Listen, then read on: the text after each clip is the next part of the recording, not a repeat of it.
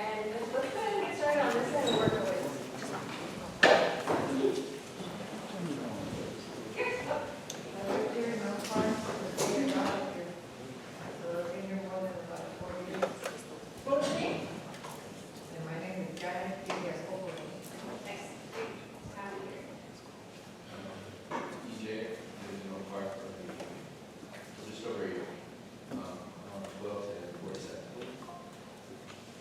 Hello everyone, Liz. So you guys look up here. I'm Austin. I've been here about a year.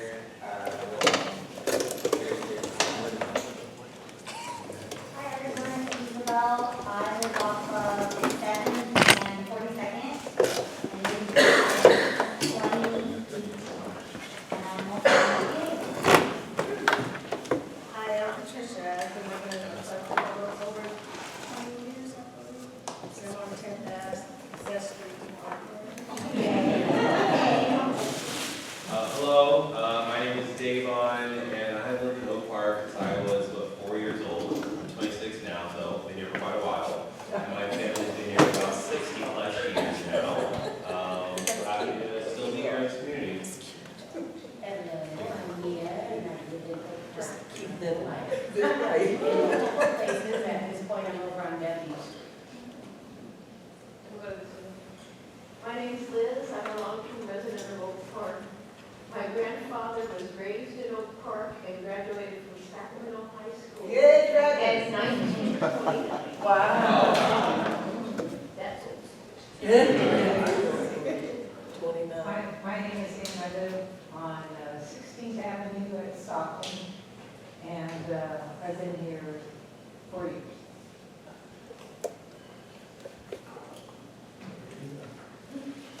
I'm Brandon. I've been about 34th, and I've been here for 13 years. Hi everyone, I'm Dov. I live on 4th and 32nd, and lived here for about 8 years now. Oh, I'm just here. My name's Frank. I've been here for a couple months. That's really cool. I'm Elizabeth Boyd. I'm a senior, acting moderator planning manager for the city of Sacramento. And I've been in Sacramento since 2006, but I haven't lived in Oak Park. Where do you live? What neighborhood do you live I live in McKinley Park, so. Who? McKinley Park? Oh, McKinley. Yeah.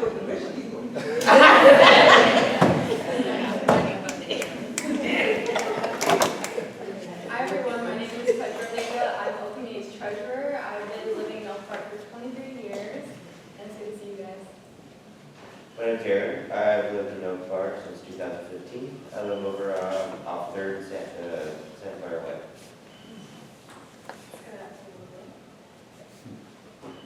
Oh, okay. I'm Diane Buffington, and I've lived in Oak Park for 70, well, I haven't lived in Oak Park for 77 years, but I've been in this area for 77 years. So, I got you beat. Okay, I'm Marcia Jones Whiting, and I grew up in Oak Park, and Oak Park is my roots. Oh, my name is Yolanda Ashford, and I live off of 32nd Street and 12, right by New Hope Baptist Church. And I've been in Oak Park, I guess, about 15 or 20 years. Hi everybody, my name is Lindsay King. I am actually a guest here. So I'm the commissioner for District 5 from Community Commissioner. So I'm going to talk a little bit about 916 Day today. But I live over in Southside off of Warren Road. This is my husband, Matt. Hey, I'm Matt. I actually grew up off of 14th Ave, and like you said, we live over, I guess they call it Florida and 24th Golf Course Terrace, whatever they call it. And, yeah, happy to be here. Thanks.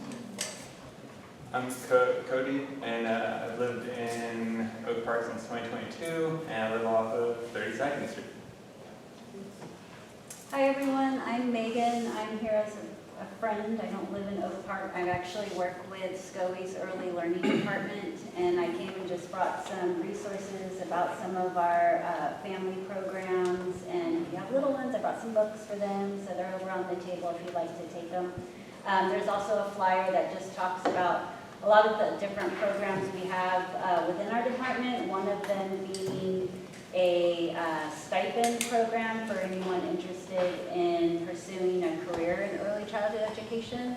It's a program we have with the Los Rios colleges. My name is Darnell Duma. I'm the Community Partnership Manager for Habitat for Humanity in Greater Sacramento. I live off of Howard and 17th Ave. It's not Oak Park proper, it's like Tahoe Park. Is that right? Yeah, I guess so. I had to go to the veteran. So yeah,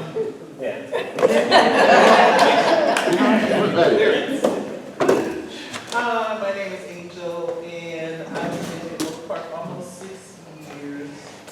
And I live in Thinker, so it's a little part of Oak Park, but county, not the city. What's the name? 44, near the Fruit Ridge. Oh, yes, over there. Collaborative. Hi, I'm Sheila Osborne. I've been here for 40 years in Oak Park, but I don't live here no more. But down the street on Stockton in Tahoe Park. But this is my stopping ground, Oak Park. But I landed in Sacramento first place was 40 years ago was in Oak Park. I'm still considering myself Oak Park, and I'm gonna die in Oak Park.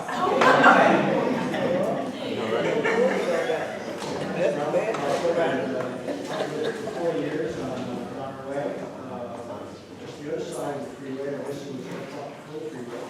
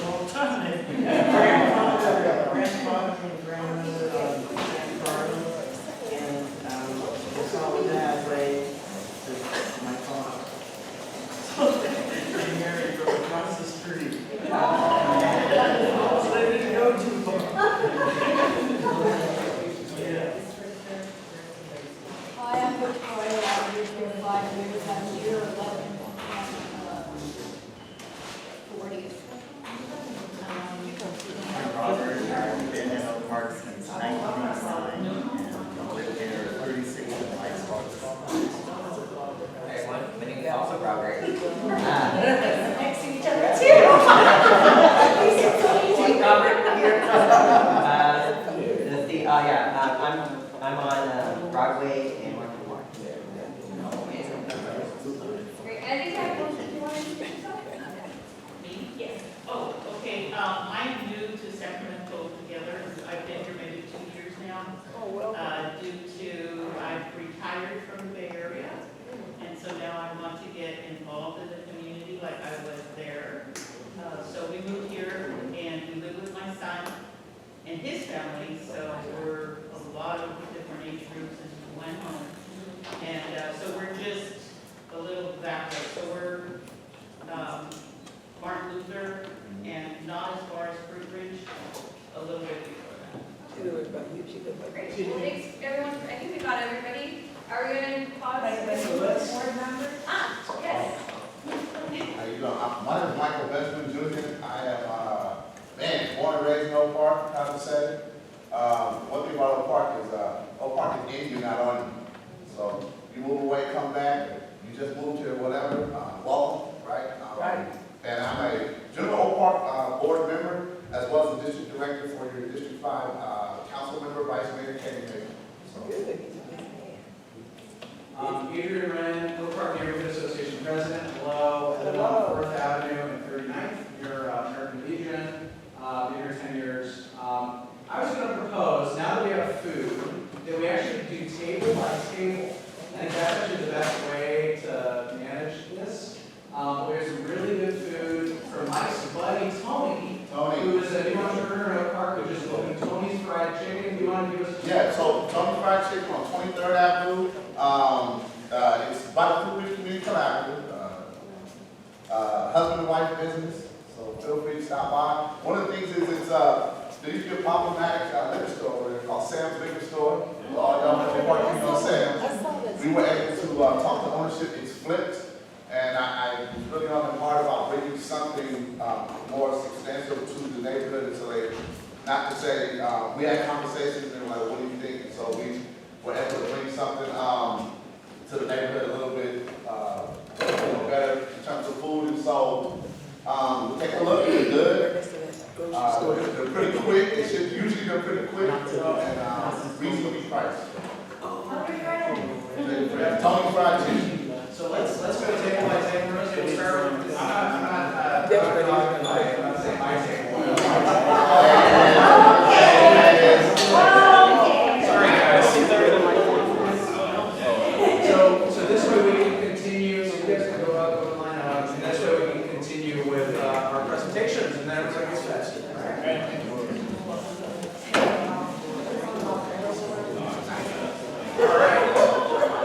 So I think our first amazing speaker presenter is Elizabeth Boyd with the City of Sacramento. If you just want to tell us a little bit about your background and then jump into what we should know about Stockton Boulevard.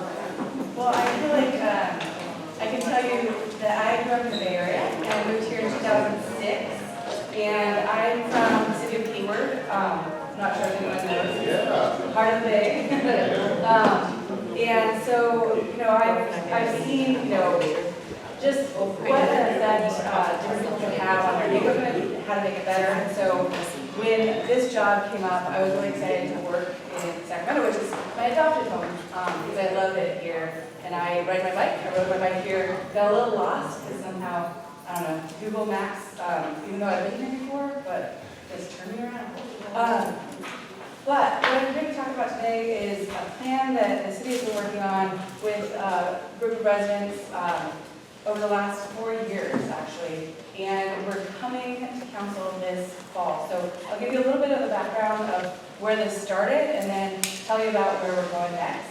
And this really started with thinking about how do we make sure that our city is doing better, because everyone is doing better. And there's been a lot of neighborhoods that have been left behind, and there's been a lot of racist policies in the city, a lot of things that have happened. And so how do we start to look at ourselves a little bit more closely and see how do we partner with neighborhoods so that we're not just bringing in new change, but actually working with people to say, what do you want to be when you grow up? What do you want to be in 10 years or 20 years or 30 years?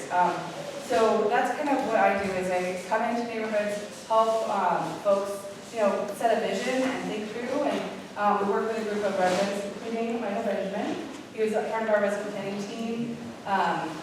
And we started looking at it. One of the things that he actually personally contributed is this idea of anti-displacement values, which we have.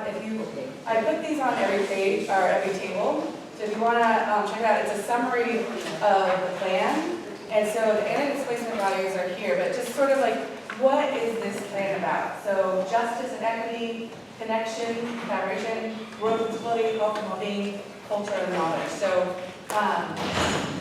we started this as part of the Neighborhood Development Action Team, which was the position I was hired into. We have planning, which is what I do, which is look ahead 20 years or more to think about how do we set policy and change things to get to where we want to be. Also community engagement. I don't know if anyone here knows Lynette Hall. She's a Oak Park person. And then we also have economic development. So not just, and they're really on the now. How do we make change now? And what's really exciting is now that we have this plan, we're going to go to council, and then economic development will step in, and we've got $500,000 from the Neighborhood Development Action Team and $200,000 from our arts office to invest in, what do you want to do? So we'll be putting out grants as soon as we go to council, saying like, hey, what are you interested in doing? With the idea that it is things that are consistent with what the community said in here. And I think that you'll find that there's a lot of stuff about the, what people said that you probably will jive with in terms of activate vacant and underutilized sites. How do we bring more activity? How do we support family and child serving land uses? How do we bring connect residents to resources and programs to keep them housed and build generational wealth.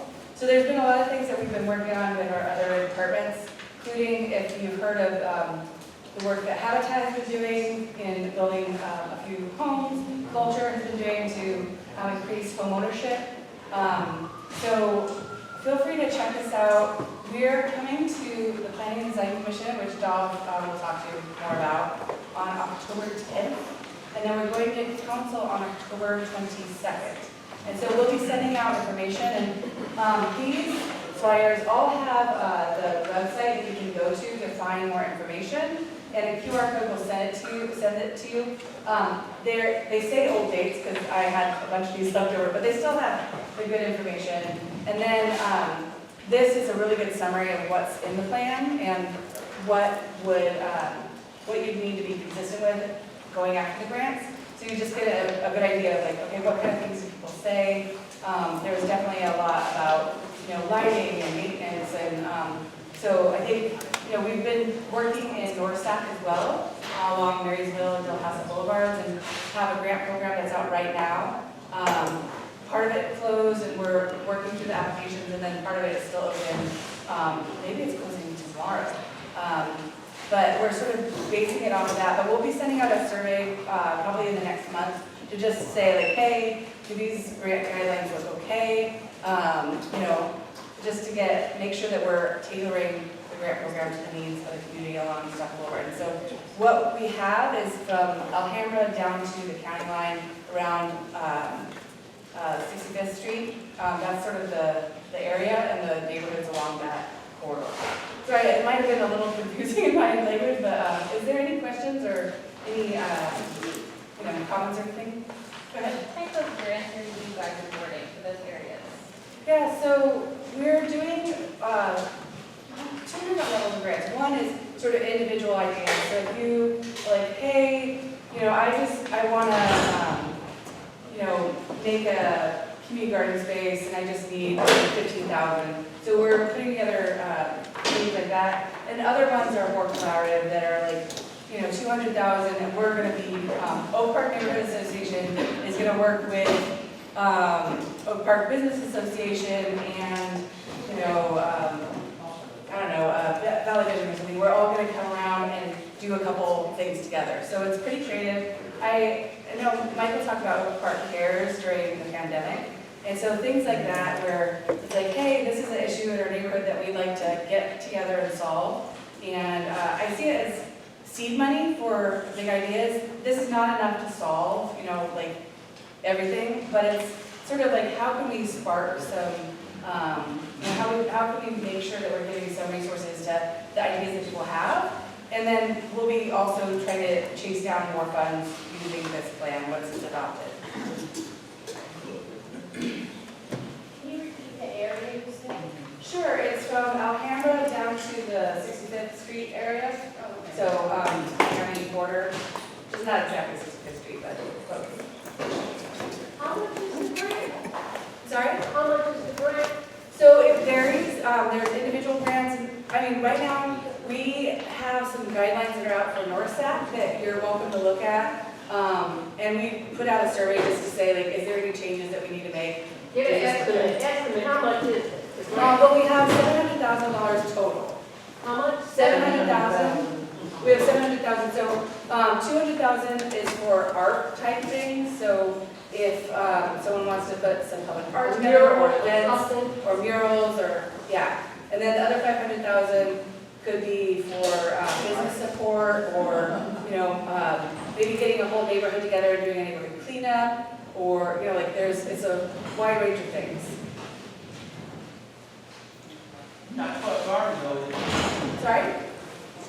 Could it be for a garden? I think, yeah. Oh, we don't know.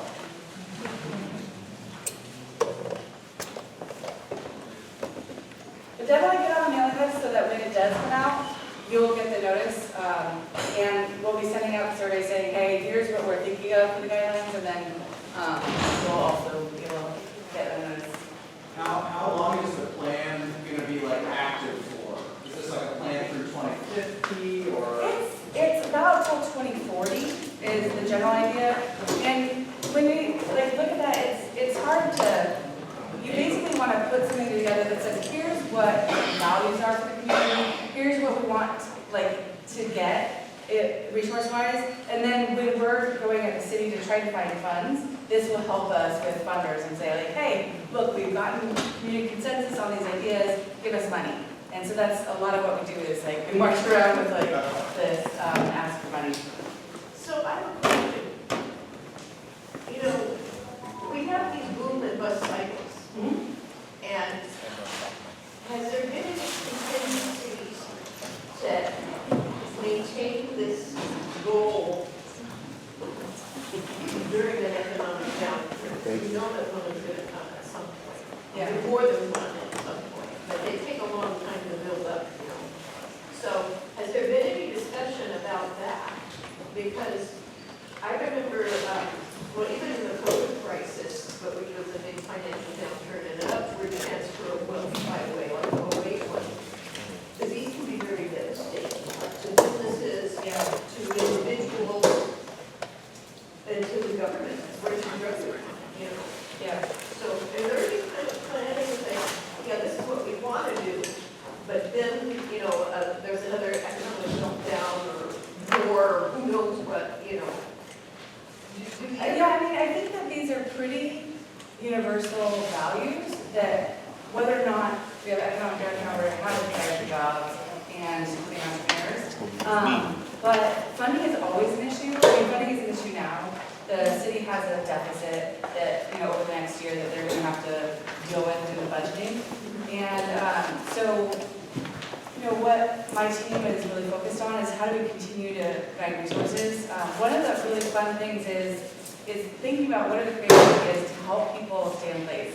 And we, I talked about this to Darnell because, you know, with Habitat is we went after a grant with a nonprofit to do some small developer education to help people that are interested in building, you know, homes on their lots or on vacant lots, how to do it and how to build wells and how to, so that's something that we'll probably start next year.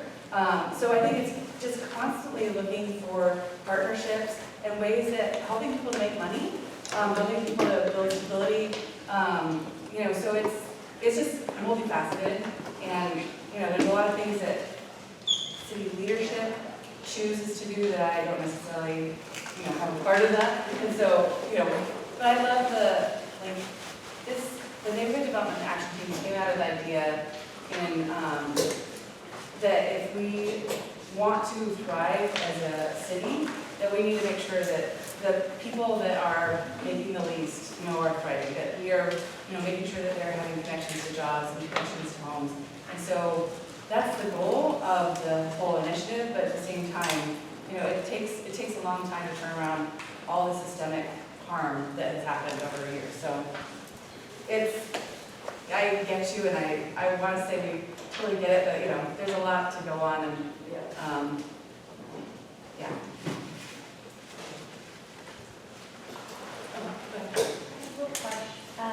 Weird question, like, because we're in a city deficit, could these funds be used for, like, if they do choose to, like, allocate less funds to our parks?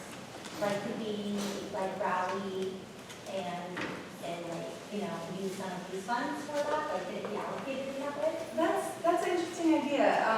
I think that's something maybe when we do put out the survey, putting in, because it's a little bit weird sometimes when the city pays ourselves. Yeah. So there's some stuff that's more legal than I can probably answer.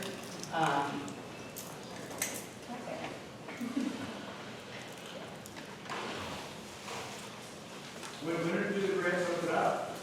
Well, we're going to council on October 22nd, and I am working with our economic development, my co-lead, who's Mikel Avila, and he will be in charge of getting that out. So I'm guessing we'll probably have it out within a couple weeks of council, but I'm hoping to get the survey out pretty soon. But I'm going to have him to, because he's working out in North Sacramento, and then I'm living back down to South Sacramento. Do you know how long the petition period is?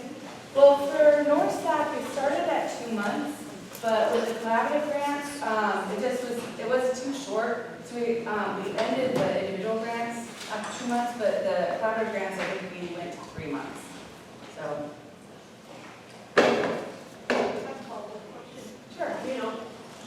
the garbage bill goes up periodically, right?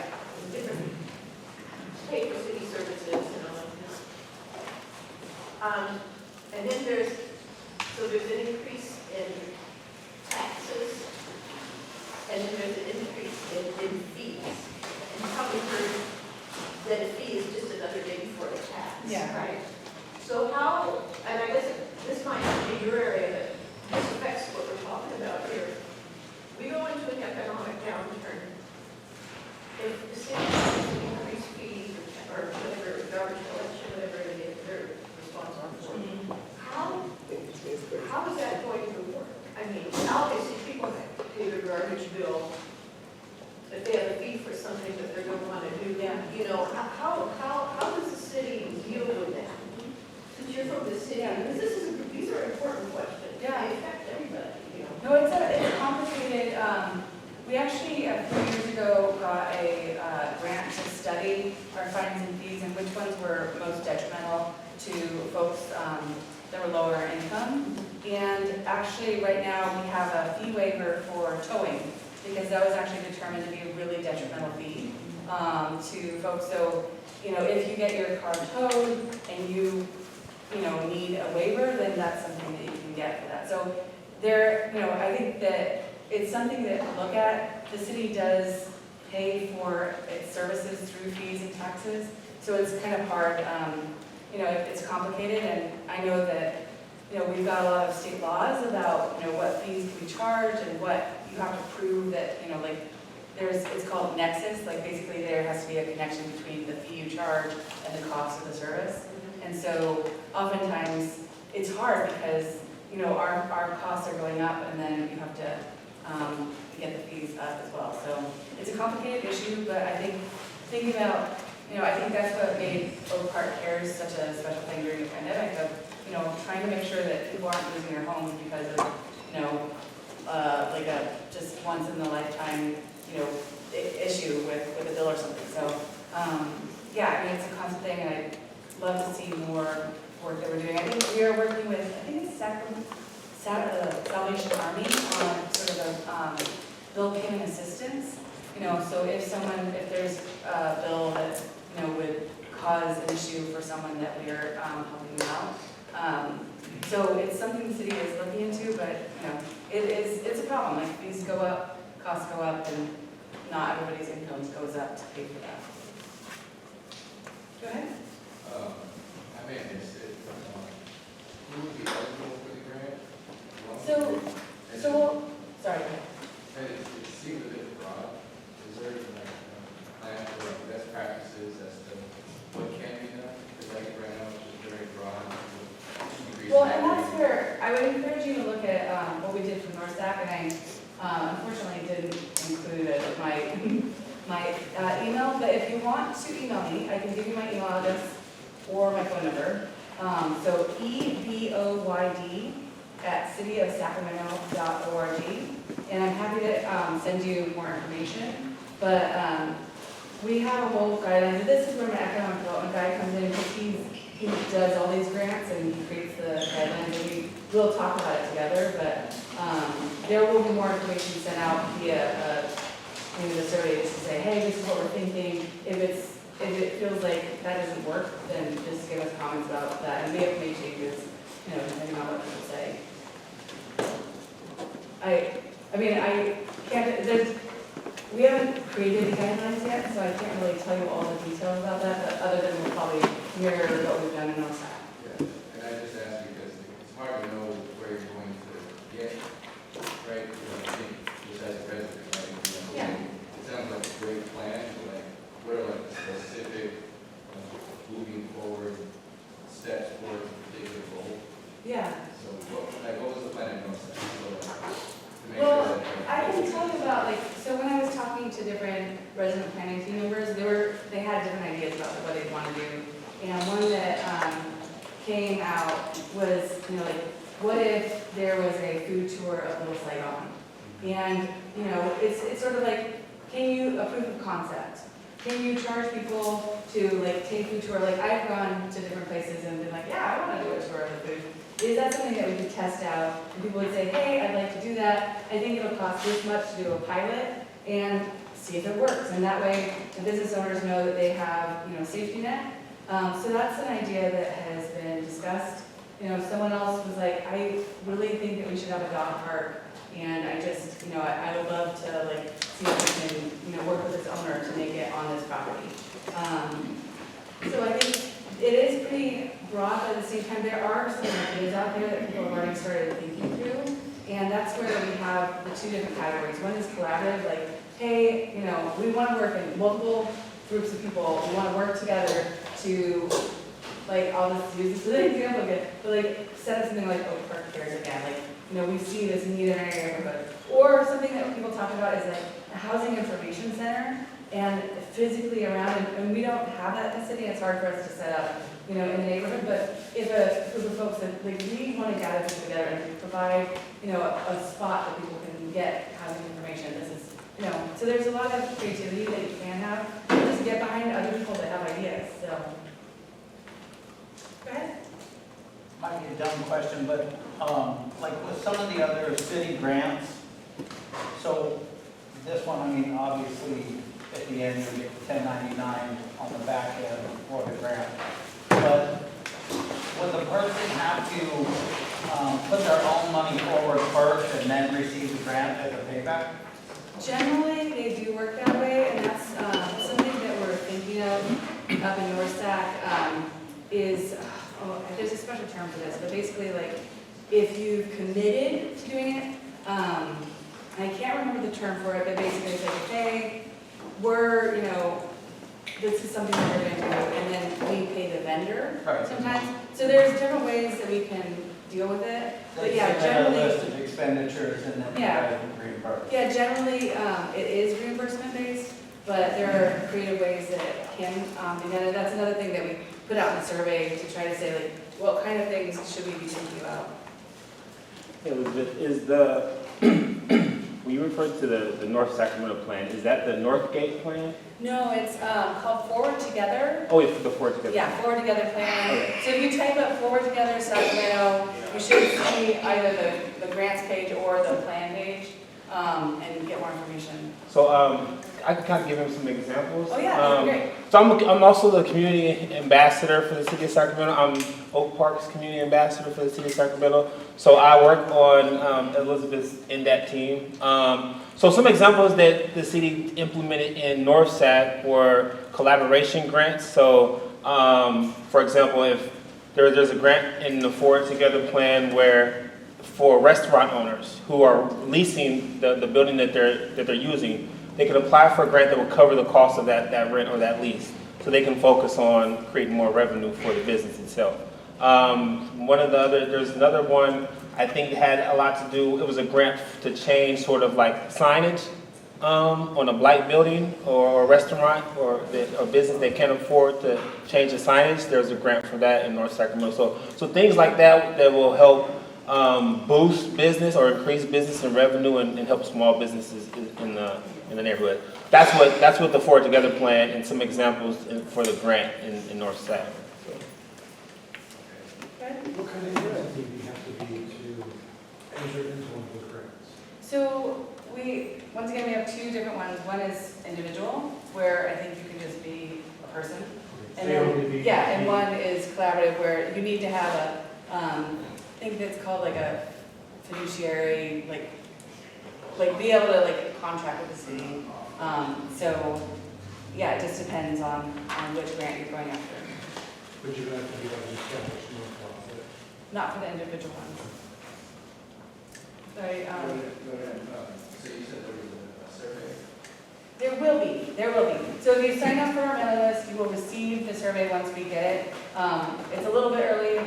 We'll probably put it out like a month before the, later in September is my guess. Okay, so is that survey supposed to be like a community laundry list of people looking for? No, it's more of a, hey, this is kind of the guidelines that we're looking at doing, talking about how we put together the grant, the notice of funding availability, and just putting over the big ticket items of how we, here's the type of grants we're going after, here's the type of way that we would choose, and just making sure that, does this sound about right? So, yeah.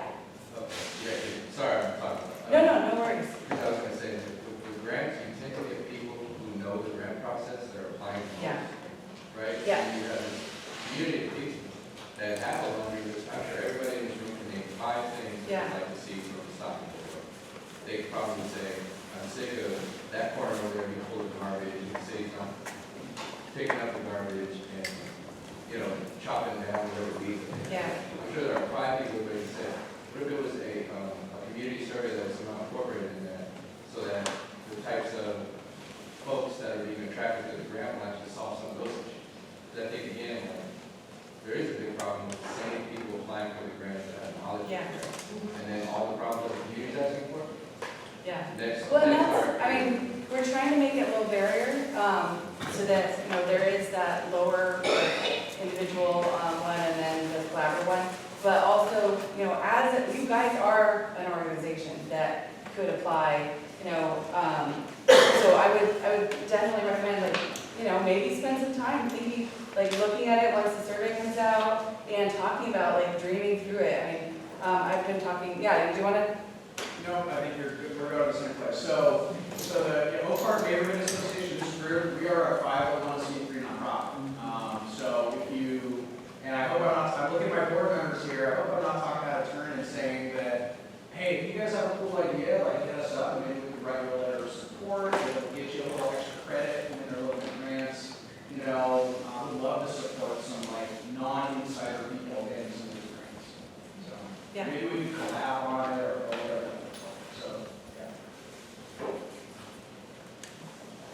If I could just make like signing up for the information of the city sharing that is also like a really important part. Like the issue that you're bringing up that a lot of people don't know what's happening, and it's the same folks.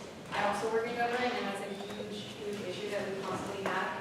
It's also sometimes like how do we get to all these folks, and it's like many different spaces. So like telling your friends, telling your family, getting people to sign up for those information, like she mentioned Lynette, doing all the community engagement effort. There's social media. If you don't follow the city's really social good, media engagement page, highly recommend that you do. There's a lot of opportunities for surveys up there. So just a big plug to get involved in these local processes. There's a lot of opportunities.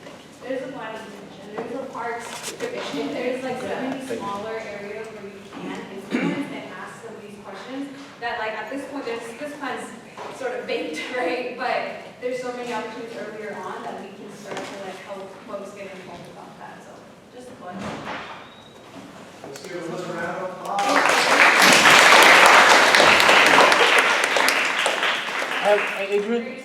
Adrian? Yeah.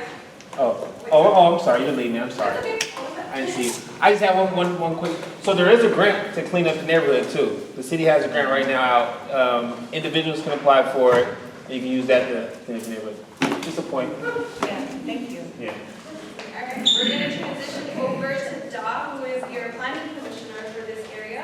Thank you for being here. And again, it's another way to sort of see what the city is doing. Thanks for being here. Yeah, of course, everybody. My name is Dov Kadin.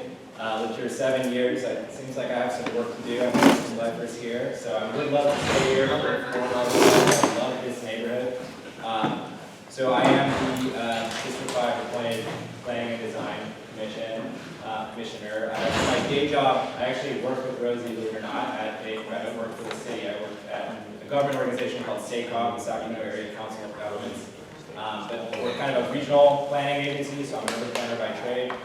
I mostly work on land use and housing issues, so trying to figure out ways that we can grow as a region to kind of reduce our climate impact, but also to make things more affordable for our residents here.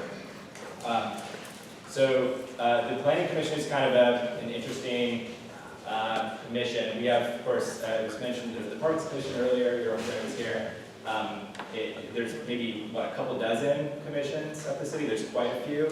And these commissions are essentially advisory roles to City Council on a very specific subject, right? So the Active Transportation Commission is providing advice to the City Council on how we can make it safer and easier to get around on a bike or by walking, right? And so in the same way, the Planning and Design Commission is focused explicitly on planning. on land use issues, right? What our communities actually look like, what we allow to build where. It's a little bit of a unique commission in the sense that it's quasi-judiciary, which just is a fancy term for me. Some things come to us and we actually vote on whether or not they can go forward. So things that require a conditional use permit will come to us and we will actually say, okay, because of X, Y reason, we're going to vote yes or no on this project, and then that is sort of the final say on whether or not that project moves forward. Yeah, what's up? What are a couple examples of like a conditional use permit? That's like an alcohol light, like a bar or something? Yeah, it's interesting, depending on the city, different projects will have a requirement for a conditional use permit or not. There's some, more, I would say, exclusionary cities, maybe smaller communities where literally anything needs a conditional use permit and goes to planning commission. You want to build a 10-unit apartment project, you go to a thumb up or down vote at the planning commission, and the squeaky wheels maybe come out. That's maybe not the best outcome, right? So at the city of Sacramento, fortunately, maybe selfishly a little bit for me, we don't do that because that would mean I'd be at the city hall every 2 weeks for like 14 hours because we have a lot of projects. Fortunately, a lot of my predecessors on the Planning and Design Commission have made the choice, and I think the right choice, to essentially devolve some of that decision-making down to the staff level. And what I mean by that is, if a project comes forward, if it's playing within the rules, you can check all the boxes. Yep, it's under that height limit, it's within these setbacks. Yep, it's actually accomplishing what we're trying to do with the general plan. It'll actually get approved at the staff level, and it doesn't actually come all the way up to the planning commission. Sometimes staff will say no to a project, the project proponent will say, I disagree with that, and they can actually appeal it up to the planning commission. So that sometimes will happen. And then we can actually get appealed, and then it can go all the way up to city council, and that has happened as well. But to your point, yes, in the city of Sacramento, I would say the vast majority of conditional use permits that I deal with are marijuana dispensaries and liquor licenses. So that's fine. I think the fortunate thing for me is that because we've devolved a lot of that decision making at the project level down to the staff level, it means that our commission can actually deal more generally on policy, right? We can start to think, okay, what are the types of communities that we actually want to see? What's the environment we actually want to see? What do we want to allow where and how much, right? Kind of create more of the rules as opposed to, having these political food fights individually on specific projects. So one of the things that we've been spending a lot of time on at the Planning and Design Commission over the last couple of years has been, 5 years maybe, is the general plan. This actually predates since I've been on the commission, but the general plan is sort of like a constitution for growth for how we want the community to look. It goes all the way up to 2040. It's kind of a visionary document. The city started updating the general plan about 5 years ago and actually adopted the 2040 general plan back in February, I think it was. And it's sort of a landmark change. It's not kind of just a cookie cutter update. We made some really big changes as a part of that general plan update. I think one of the key ones was we really wanted to take a pretty wholesale look at how we think about approving housing in our city. I think there was a kind of serious look at the way that we allocated where you can build more affordable buildings. And much like the rest of California, we had about 80% of the city that was locked away in what's called single-family zoning, meaning you can only build a single-family detached home on the land, right? And it precludes, it makes illegal more affordable housing types, be they apartments, but also just smaller scale multiplexes, so things from duplexes, triplexes, townhomes, things that I think we're pretty comfortable with here in Oak Park. They exist all around. I mean, next door to me is a Section 8 duplex. I have a fourplex right behind me. These are things that I think if you live in Oak Park, you're pretty comfortable with. If you live in East Sac, you live in Pocket, maybe a little bit less so, right? So I think what we were trying to do is take a fresh look at that. Is that really fair? Is that really right? Does that make sense from an affordability perspective? From a racial segregation perspective? These are very white neighborhoods we're talking about, right? So I think there was a very, serious look at that, and we made the decision, look, that doesn't really make sense. Let's open up these neighborhoods to more affordable housing types. So as a part of that general plan, you can now essentially build more affordable housing types in every neighborhood in the city of Sacramento. That was the general plan. It's general by nature, and now all of the details are actually getting worked out in the zoning code, which is where, the rubber meets the road in terms of like, what are the setbacks, what's the height, open space requirements, what are the tree requirements, like all of these details that actually really influence what buildings actually look like are being worked out in the zoning code update. So this calendar year, that's what the Planning and Design Commission has been really focusing on. It's like, how do we make a zoning code that's a little bit more conducive to those housing options? We've had several meetings on this. It actually was passed out of Planning and Design Commission last month, and it's going to City Council this month, September 17th. So that's been a long kind of, 5-year journey to get to where we are, and I think, I'm kind of excited about where we landed. I genuinely believe this is going to be like the, if not one of the most progressive general plans in the country. Not many cities are doing this, so we're really going to be on the forefront of this. But yeah, that's been a lot of what we've been working on over the last year. That's all I really had to say, but happy to answer any questions you might have. And I'm a resource to you as well. I'm supposed to be representing this district, so if you have questions or individual issues or anything like that, I'm happy to provide my contact information or email, and then maybe we can grab some coffees. And that's all I had. Yeah, let me go to the back. I've never looked at a Adjourn plan, but I've never seen like the housing element. But on the housing element, how does that pertain to Oak Park? So, for example, like, I know there has to be like a city plan for how you're going to accommodate growth, certain amount of affordable housing. Some cities decide not to comply. In terms of Oak Park, how's that going to change? What's the proposed changes or what? Yeah. Not specific to area. Yeah. Just generally. Yeah, so the general plan is made up of several elements. Housing element is one of them, which is actually a cool can of worms that I won't necessarily go into. It's a state mandated one. It's an 8-year, not a 20-year. We also have a land use element. The land use element was, I think, the primary thing that we were changing as part of this general plan. But they work together. But to kind of get to the core of your question, there's some changes, but I would say generally speaking, like a lot of what we're talking about with these like what we call missing middle products are kind of already allowed in a good chunk of Oak Park, right? They're not allowed in those other neighborhoods that tend to be wider, tend to be wealthier, right? I think we all know the neighborhoods that I'm talking about, right? So I think like that is where we've had a lot of controversy with these neighborhoods that have been a little bit more resistant to the type of housing that we already have in Oak Park. And so that's why I've been, personally very much fighting for that to kind of make it a little bit more fair and make it a little bit more just. I was going to, I'm glad he asked very good questions, and I like your answers to them.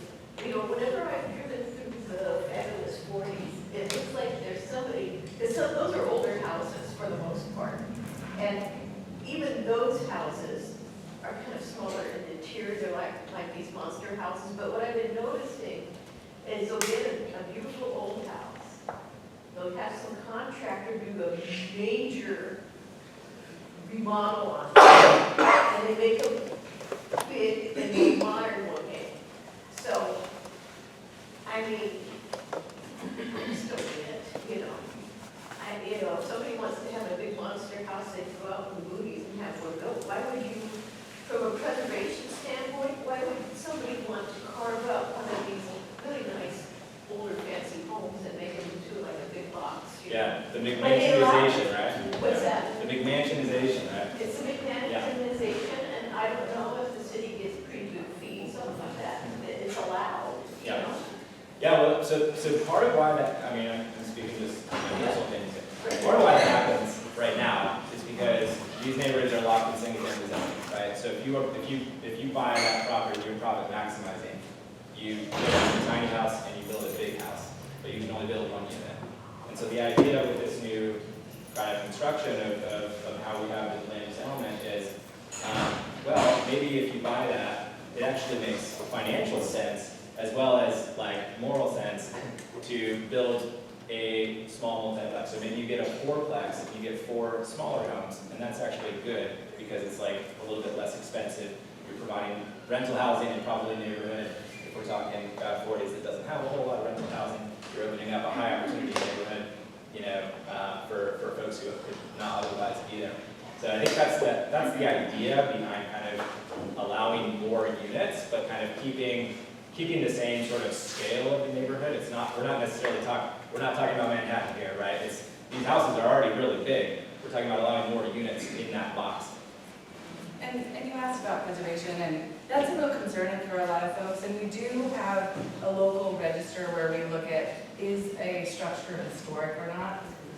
But what happens with that is that you can't necessarily tell someone you absolutely can't, but generally there are some guidelines by which you are able to tear a structure down. And you know, not every building is declared historic, but even with that, like, protections don't necessarily keep you from tearing it down. We see that with larger structures. Coca-Cola building, for example, is historic.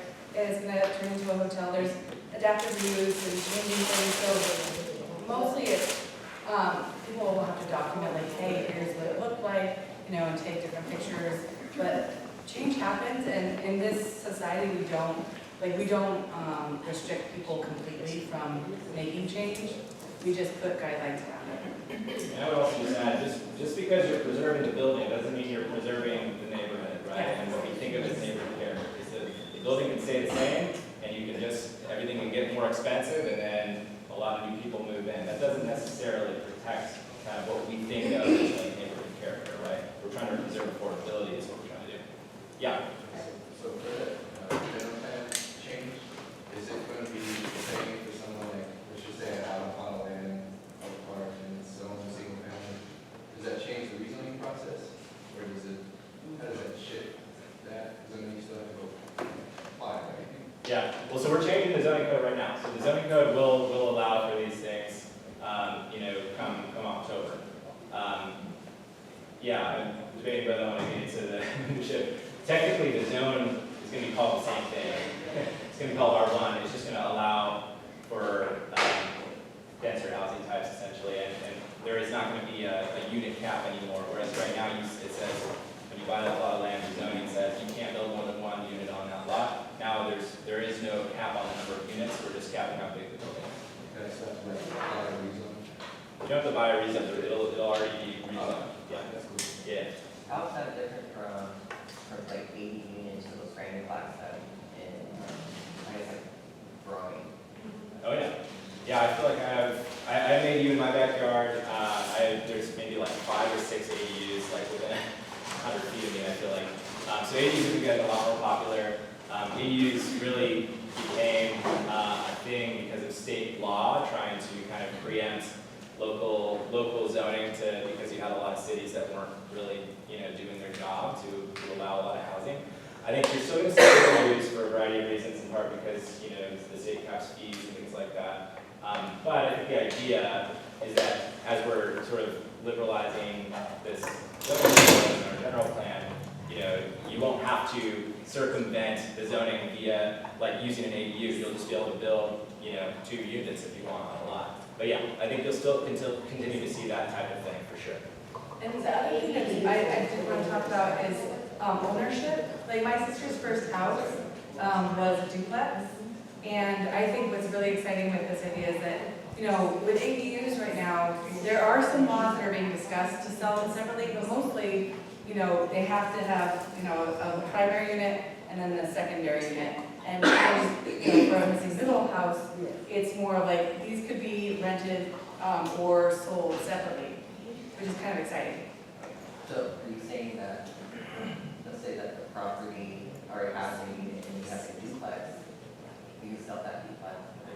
Yeah, I mean, there's so many that I'm an attorney, so I can't talk to a specific situation. But I think that to me, when I look at, say, Crocker Village, it's just all these big homes, and I look at that and think of all the missing potential of if they had duplexes that could have been sold separately, that like you could actually live in this nice new neighborhood for a lot cheaper. But, so I'm hoping that like, when we do have big developments like that, we'll start to see more different types of housing in these developments. Yeah, ton more flexibility. You're gonna see all kinds of interesting configurations that we don't really know yet. Courtyard apartments, things like that. You'll see a I lot. want to see cottage courts, I love those. Yeah. Peter. So raise your hand if you still have a question for Don. I think I saw one or two over here. Raise your hand. We just have one question. One and Petra. So let's do those two, and then I'll do this one again, and then we should probably transition. Okay, my question is, yes, fourplexes can be sold as one, especially in California and Las Vegas and all that. You don't have to buy, because my first cousin bought one unit in a fourplex.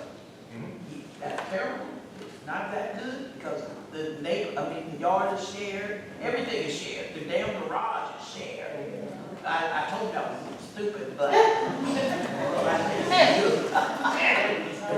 in California, Nevada, in all those places, you can buy one unit. That's right. Even in apartments, you can own a one-unit apartment. That's crazy. It's more flat.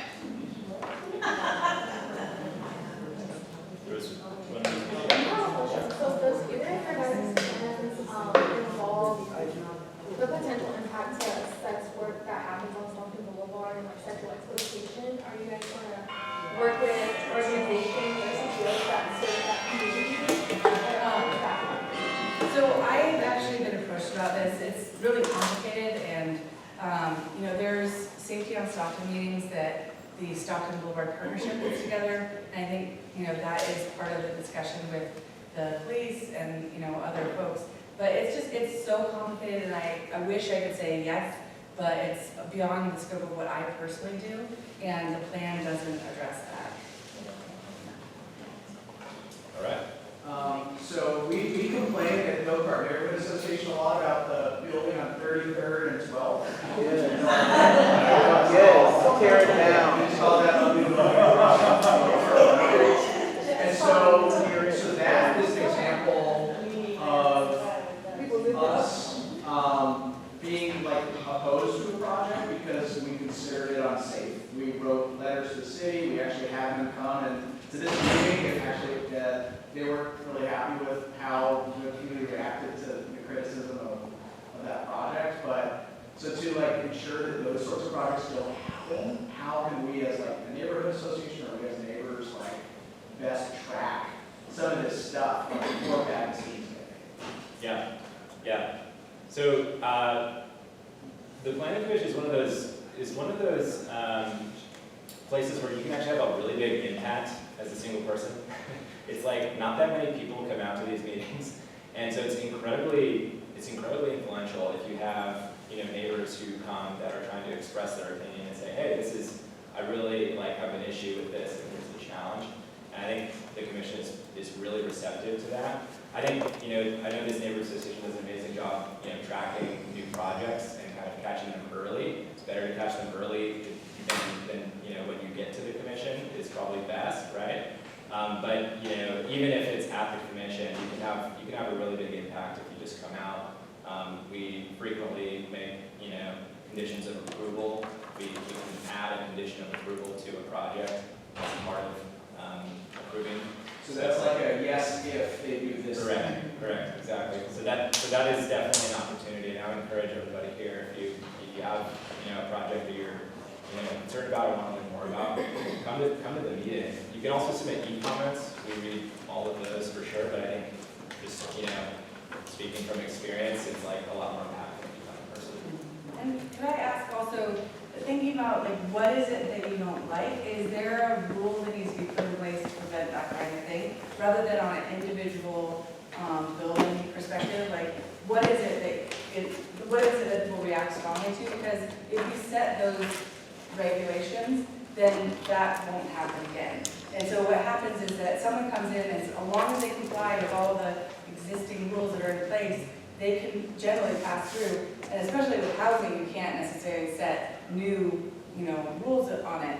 So it's looking at is there something that we need to be thinking about? And feel free to email me if there's ideas that come in. Once again, I give you my email address, And, because we do these updates, and when we come to the next general plan, we're very unusual as a city that we update this every 5 years. And we won't do as big of an update, but we can do cleanup, so like, hey, think about this. But also we clean up our zoning code pretty often. We're gonna do a huge cleanup as part of the general plan because, we're looking at the whole city and, we're doing this temporary fix for these housing types, but we're also gonna be looking at our zoning code in general. So, there's definitely some time over the next year to think about like, what are those things that bother you that, maybe we need to talk about and bring up. Kind of a tap on Adrian's question or comment. With that building, I think the biggest concern that we heard was like the safety of that building. Like it wasn't that type of building was bad. It was great. I think most people agreed on like we want more housing in this area. It was so compacted and not safe for the people who walk on the street. And I'm actually personally experiencing this because like there's a duplex that's being built on next to my property, and I'm like so for it. But there was like a safety issue with the city came out because there was a line. This is too much information, but I don't know how to express like my concerns without expressing this. But the line went over the second floor of the house, and they weren't supposed to build the second floor of the house before that electrical line was moved. They did anyways, right? And so I wonder like how do you, Adrian's point of like how do you get involved and like make sure that these houses in our neighborhood are being built safely for everyone? When, like, where do you get that information? Like, how do we make sure like the city's monitoring that well, or like? 311 is a great resource. They route the complaints to the appropriate place, so I would definitely take pictures and put something in 311. You can call them, or you can use our app. So it's a good way to say like, hey, I'm really concerned about this, and we have folks that will come out that will investigate. If they see like, yes, that's a problem, then they'll come out.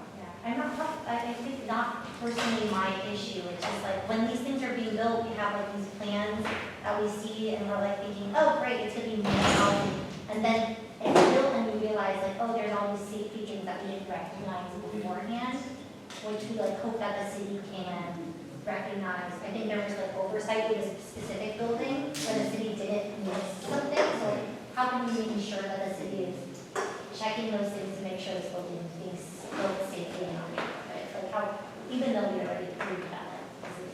Yeah. You know what I'm saying? Like, I do. I mean, it's a challenging question to answer. I mean, so I can get too in the weeds, right? But there's like the planning code, right? Like Title 17, that's like essentially the Planning Design Commission. That's what we're looking at. And then there's the building code and like building inspection. I think what you're kind of talking about is that second category.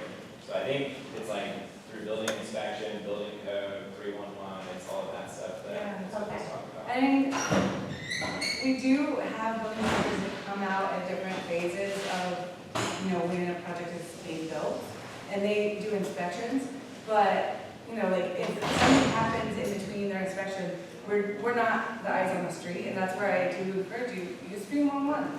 That's okay, because we can't necessarily know unless someone tells us, or it's that inspection time.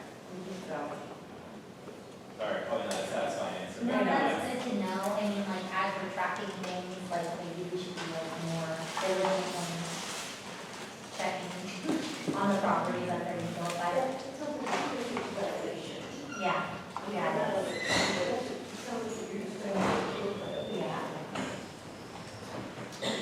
Alright, so maybe 2 more questions, and that's it. We'll do it, and I think we're gonna end it there. Make it quick, please. Make the answers quick.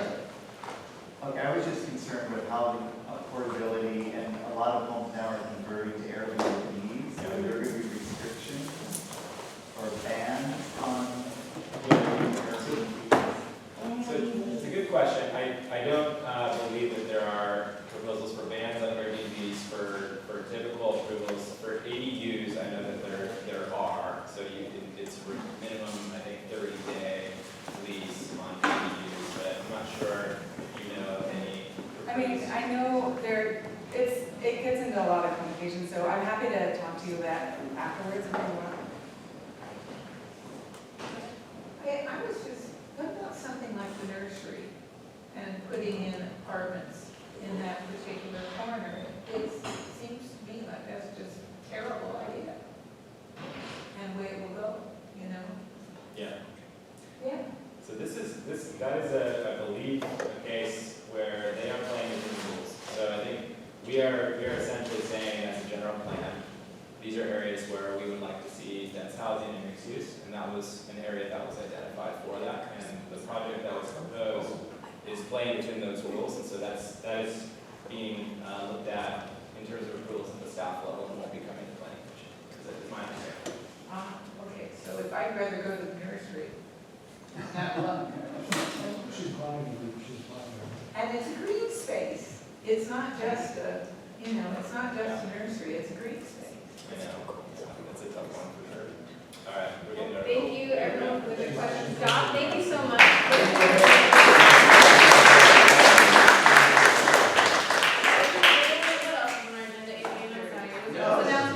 This is great. Okay. We can transition to announcements. I know we have a couple that I'm super aware of. One being, we're doing a debate, and our debate moderator is right there on his phone.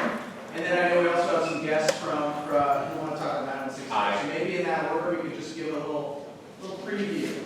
And you don't have to do it, Davon. Maybe I can do it. Okay. Well, I don't mind. Hello, my name is Davon. On top of being a former OPNA board member and a current city commissioner for Councilmember Maple, I've also been asked by the Old Park Neighborhood Association to host and moderate our debate between Kevin McCarty and Flo Cofer on October 3rd, on Thursday, from 6 to 7:30 at the Guild Theater. And we want you all to attend and to get involved.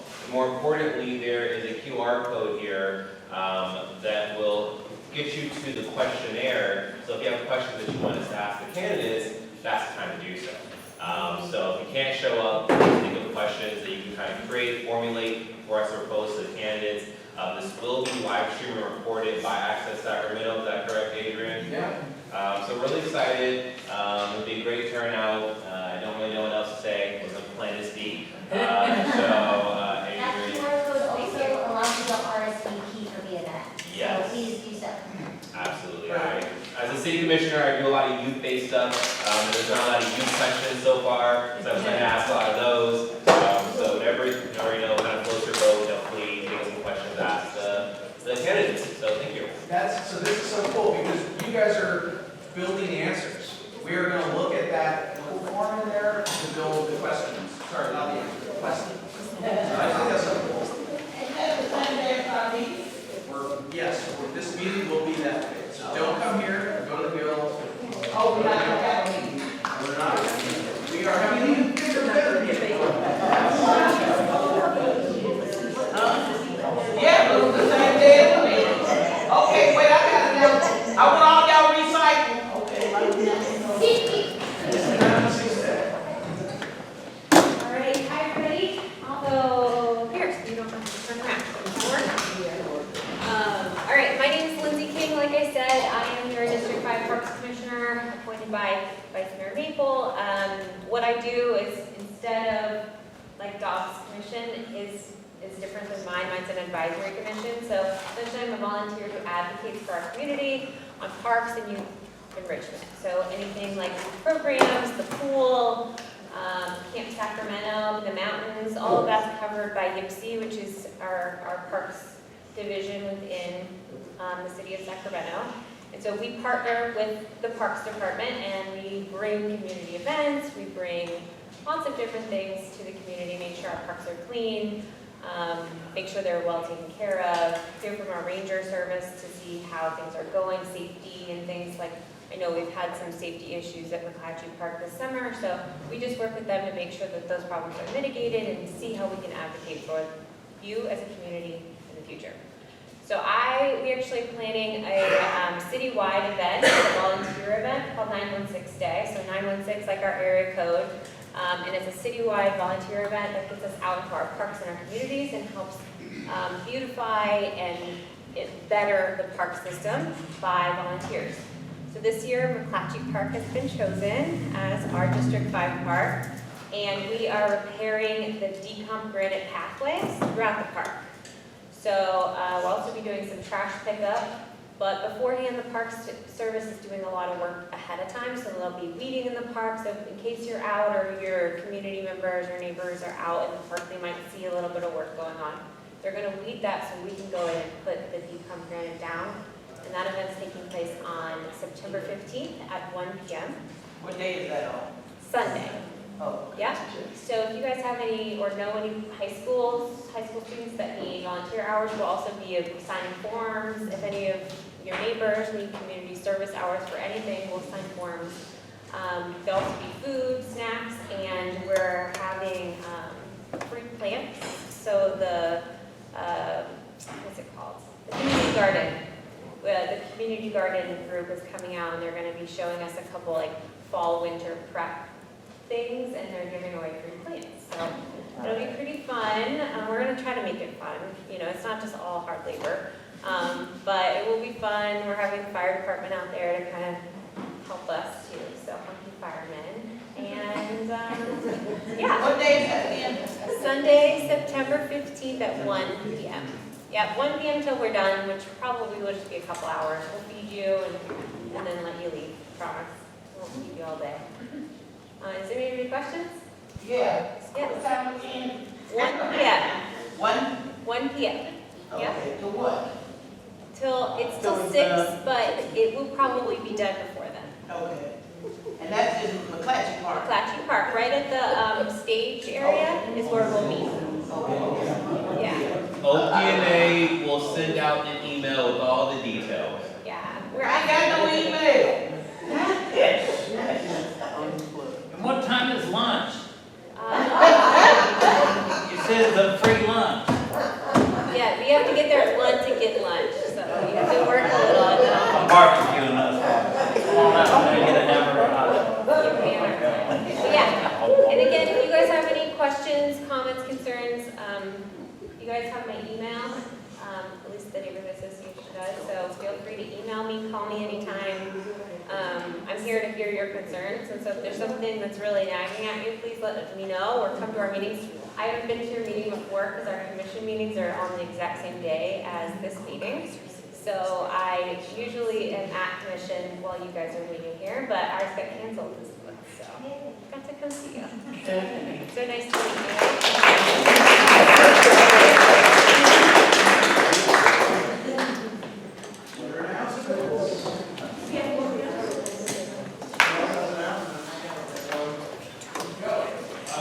Yeah, so looking for Habitat for Humanity, Rocket Block, of course, is a long time from now, it's May 2025, but we plan to open applications before the end of the year. We're changing that to give our construction team enough time to plan and secure equipment material. So, applications aren't out yet, you guys will be in the first group about this, notice about this. So, you know, highlighting neighbors, community repairs, just a reminder, we do fencing, landscaping, drought-resistant landscaping, so you can actually get landscaping measured, roofing, HVAC, exterior painting, siding. You guys do garage doors? Siding. No, we don't do garage doors, but from time to time, our restore, we do get some chambering motors from time to time, so we can assist you in that regard. But yeah, we don't install garage doors. I'm sorry. So yeah, so just be prepared. An application will be out for about 30 days. We're planning our gala right now. We're still planning Rocket Block right garage in the west side. So I haven't landed on a date to open applications yet, but I'm guessing sometime in November. So just look at that. Yep, go for it. So, I work at Oak Park Preschool. I'm beside so, you know. It's a state-funded preschool. It's free. It's very high level of education. It's Title V, which is the highest level you need to be at. And I just want you guys to put the word out. If you see anyone who, you know, chew to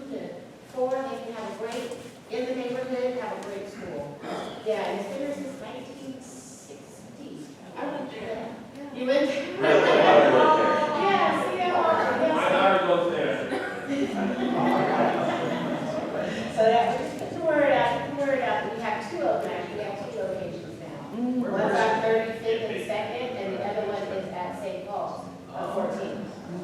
Oh, I thought that, wait a minute, I go say, oh, I mean, wait. There, right, so I thought that was a Head Start. No, it is Oak Park Preschool. It's been there forever. So that's just out there. Okay. Recycles. They don't have to hide. So, a couple other announcements, and I know there's a couple more. Raise your hand if you live in a home or apartment built before 1978. A lot of you guys. So, there is a countywide lead abatement program up to $30,000 available for lead abatement in your home. Paint, plumbing, etc. They will do a free inspection, tell you if you have lead issues, and then you get up to $30,000 worth of work done on your home to abate the lead. Yes, another comment? Is it, I want the info for, what, is that interior or exterior or both? I don't know, but we got focus. Great question.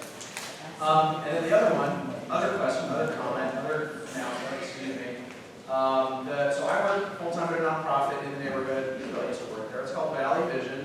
We're the building at the corner of 3rd Avenue and 34th. We're not the UOP, we're not the old food bank, we're not the UOP. We're on the south east corner of the gray building. We're a nonprofit, we're hiring for 2 positions. So if you know someone might want to work with me, I know, hard to think. They're in the neighborhood, they're well paying.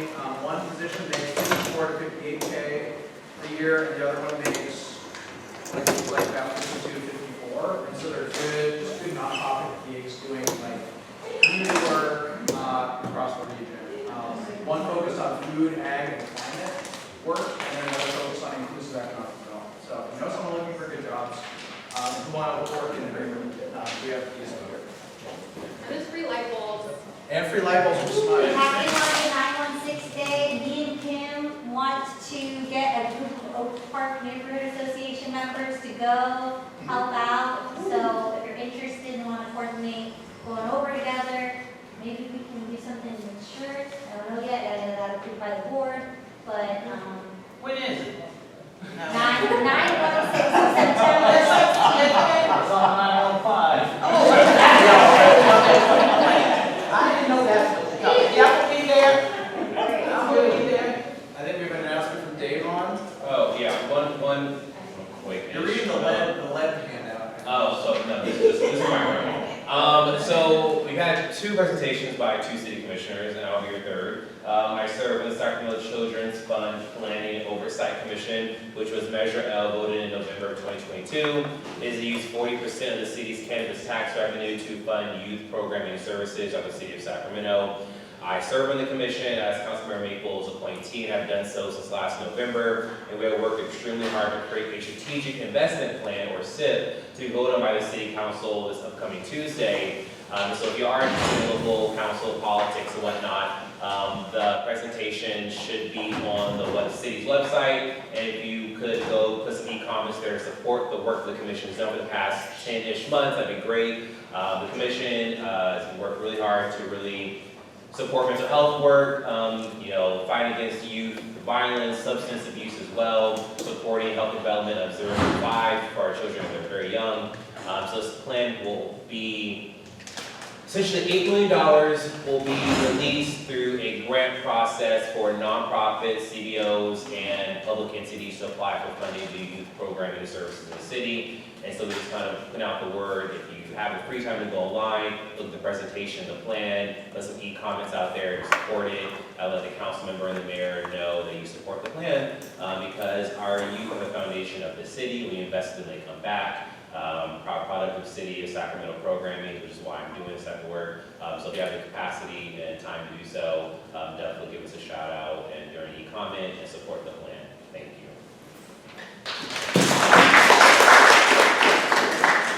Can I ask a question? You said that was for nonprofits? Yes, 501c3s and non-public. School districts can apply. The city can also apply. The county supervisors could apply. CBOs could apply.